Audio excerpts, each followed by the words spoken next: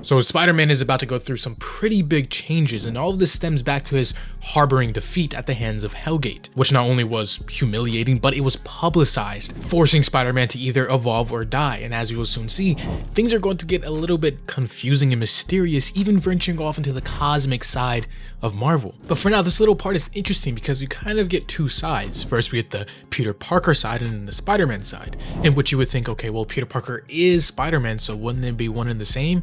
But as we will soon see, not quite. As an average day in New York City looms over with the villain, the Shocker, one of Spider-Man's villains, a C-lister at that, is attacking and destroying stuff, robbing a bank, as he usually would be.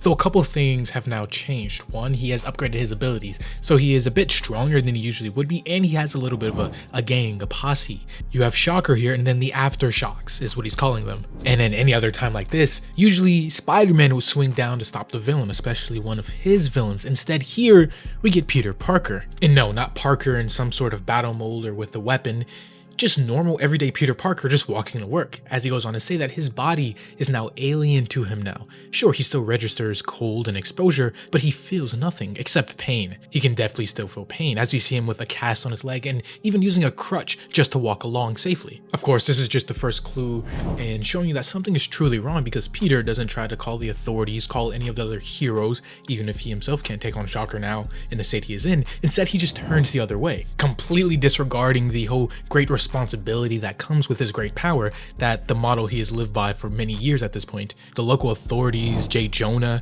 all are aware of the situation with Spider-Man seemingly being gone at this point, and Peter living a normal life, quote unquote. He justifies this, saying there's nothing he can do now but keep his head down. This right here is his life now. But at the very least, this decision to stop being Spider-Man, as it so seems, doesn't come with zero advantages, as he is now thriving as Peter Parker, especially in the work sense. Him now working for the Rand Corporation and using his very gifted and scientific mind to advance, even if he isn't being Spider-Man, is a plus.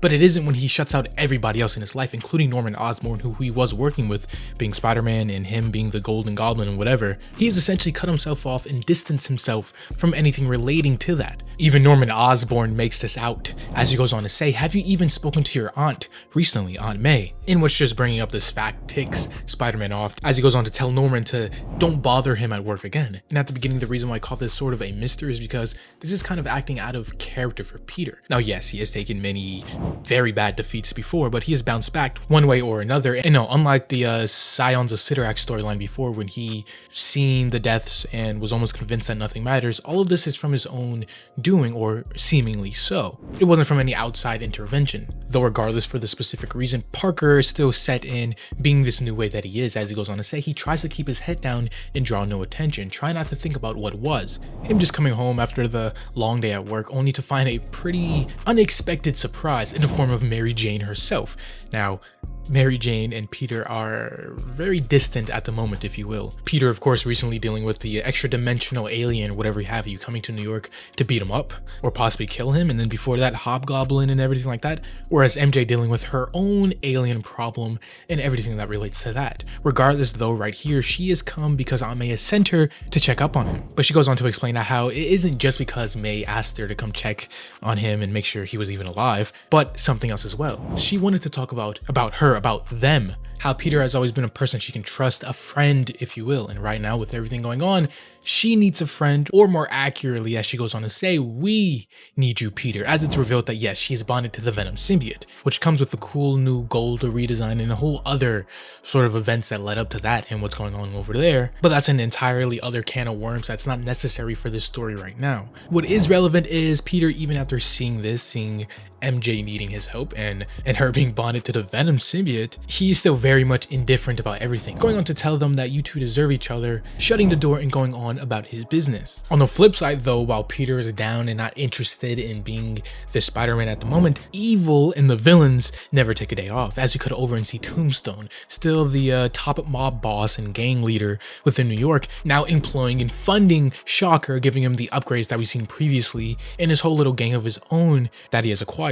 As we go on to see just that, the Aftershocks, his little gang, after acquiring a hoverboard or hovercraft, flying through the streets of New York to go to rob someplace else for money for Tombstone, We instead see, instead of Spider-Man stepping up to the plate, quelling this new threat, it is the same new hero that appeared before and tried to help Spider-Man originally against Hellgate, Captain Kintsugi. And again, we're not too familiar about his origin, what he is or what he can do, but so far, seemingly he's just like a super soldier, kind of exactly like Captain America, except, you know, he's just a kid, so he doesn't even have the experience on his side, which is pretty evident as while he's fighting the Aftershock trio, he's eventually blindsided with an attack as the gang now corners and getting ready to take the final kill shot against the kid. As one of them goes on to say, "You're going to feel what it's like to have your intestines liquefied by sound." It's pretty hardcore stuff. Or that would have been the case until a web line is shot from behind, yanking one of the attackers away, as a silent figure just moves through the night's air, slowly and silently taking out each of the villains and attackers here. With the comic, or presumably Peter, going on to say, "I've made a deal with myself. From now on, whatever it takes, whatever keeps the pain at bay and starves off any more loss. Because sure, pain can't be avoided, but it can be shared vigorously." As we see Spider-Man with a new suit and a slight redesign, the lens part of his mask are now a tint of red, also sporting black instead of blue on his costume, even having the web shooters on his wrist more prominent, and even some likewise design on his legs and ankles, kind of making the design look like the Japanese version of Spider-Man. But even as the battle continues, we see Spider-Man dominated in almost a brutal fashion, going on to even start to beat down and kick the bad guys and villains who were already downed. Though unfortunately, this leaves Spider-Man to be blindsided. And of course, because of the newly upgraded and funded tech and weaponry due to Tombstone, the attacks are way more powerful than they normally would be, leaving Spider-Man momentarily downed and disoriented as one of the villains, the Aftershocks, come up to finally end and potentially kill Spider-Man as they are instructed to do. In which the villain here goes on to gloat and tell Spider-Man, "The last thing you ever hear is that the Aftershocks own you, yada yada yada," which now leaves him open to a sneak attack as a shield just knocks him across the head, knocking him out, which is of course Captain Kintsugi back again to save Spider-Man a second time, allowing Spider-Man to get back up, use his webbing to incapacitate the other villains here and save the day. But he completely ensnares them, covering every breathing orifice with webbing, meaning they can hardly breathe as they are slowly suffocating inside of the webs. And again, much like earlier in the first part of the story with Peter, this first act with Spider-Man just clues you on to something not being right. And since this was the first appearance of Spider-Man in who knows however long, the news spreads like wildfire. Instead of Spider-Man disappearing and going radio silent, instead now all the headlines at the Daily Bugle are that Spider-Man has now went rogue. He has had a drastic change of heart and tactics, becoming unhinged since his brutal defeat a few weeks ago by Hellgate himself. Of course, referring to the attack last night where he defeated the Aftershock group, putting all of them inside of the hospital, breaking bones and nearly killing those men. The comic even going on to say that the new web formula he is using takes hours to dissolve, is stronger than steel, it can even impale people.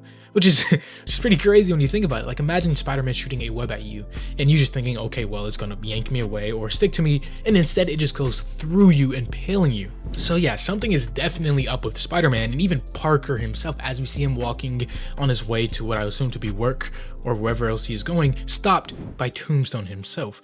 Now, him and Tombstone have a little bit of a relationship. No, he doesn't know that Peter Parker is usually Spider-Man, but he does know that Peter Parker is connected to Spider-Man, so he uses him as his middleman. If he needs anything passed on to Spider-Man, he will go seek out Peter Parker to get the message along. So as he pulls up just like any other time before, telling Peter to hop in, let's have a chat, Peter just respectively declines and says, nope, I'm gonna be late for work. Of course, the Tombstone isn't used to people just outright denying him, especially those he sees as normal people. But Parker is still very firm in his denial, even going as far as to knock out one of his security guards in one hit, telling Tombstone that, he is out of the messenger business permanently. If you want to talk to Spider-Man, either slide into his DMs or shine a light in the sky like the bat symbol to get his attention. And the reason for this? Well, as Peter says, he just doesn't care. Tombstone doesn't scare him anymore. So not only does Tombstone not scare him anymore, but he's not afraid of anything, which leaves everything in a very peculiar state. A brutal and almost deadly Spider-Man roaming the streets of New York, and Peter Parker now completely detached and not caring anymore, doing whatever he wants carefree. It's almost just not adding up, in which we'll see exactly why very shortly. Though eventually, after going into work, using his scientific and brilliant mind to shine like he usually does, he heads home after another successful day working at the Rand Corporation. Though things are about to take a very mischievous turn as suddenly his spider sense starts to go off and an explosion just rings out, hitting Parker, knocking him to the side, as it's the Shocker himself. Yeah, it seems obviously Tombstone wasn't too happy about Peter just telling him to shove it and move on, and now he is sending this now souped up Shocker after Peter to put him down permanently. Shocker going on to say that now your breathing privileges are revoked. Though thankfully he isn't alone, as Felicia Hardy the Black Cat makes her entrance and installs the Shocker, as this entire time she's just been in the background doing her own little investigation about what happened to Peter, why is he so different, and why is he so disconnected, and what's going on with Spider-Man in the same fashion. But as Felicia is fighting the Shocker, you know, she is taking this kind of lightly, because the Shocker usually isn't some high-tier villain. Sure, he's powerful in his own right, but you know, he isn't the Rhino or Sandman, some super villain and super powerful. Yet her underestimating him is going to be her downfall. Because yes, while he missed his initial blast and the Black Cat dodged it, the Shocker's gauntlets work on vibrating air or sound, and as the sound waves catch up to her, instantly dropping her and making her start puking blood, turning the Shocker into an actual viable threat that, if they're not careful, could spell the end for any one of the heroes here. In which, while he has Felicia Hardy down, dead to right, he goes on to monologue again, saying, "I wonder what's going to rupture first, the blood vessels in your brain or the bag that holds your guts in. Sorry, this isn't personal, but new boss, so I gotta step up."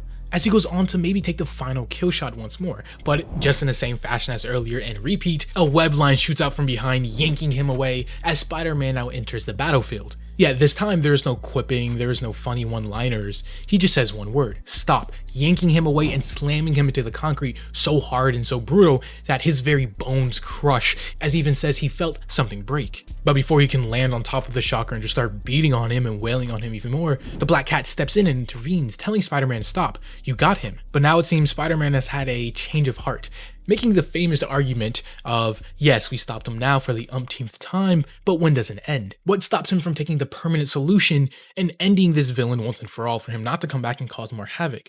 Black Cat simply answers that if he comes back, we'll deal with him. Isn't that what you've always told me before? Spider-Man now going down to crush and break the Shocker's arm and his new fancy gear, telling Felicia, yes, you're right, but I was wrong. As we now cut over and see a little bit of a montage of Spider-Man's new excursions throughout the city. The police having to use buzzsaws to cut through Spider-Man's now hard as steel webs, to even Tombstone just chilling in his office, until the battered and beaten body of the Shocker is thrown in, until eventually landing on some rooftop in the middle of New York, meeting with the mysterious stranger. And as this new stranger goes on to say, nice work, but I think it's time we have had a talk. And guess what?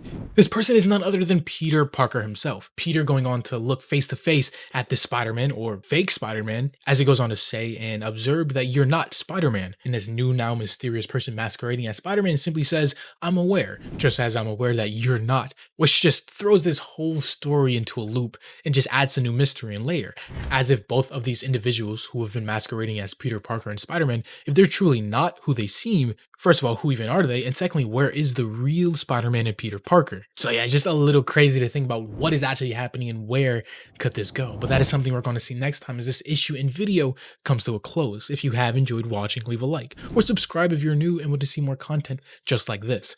As always, this was AJ here at The Hero Informer, and thank you for watching.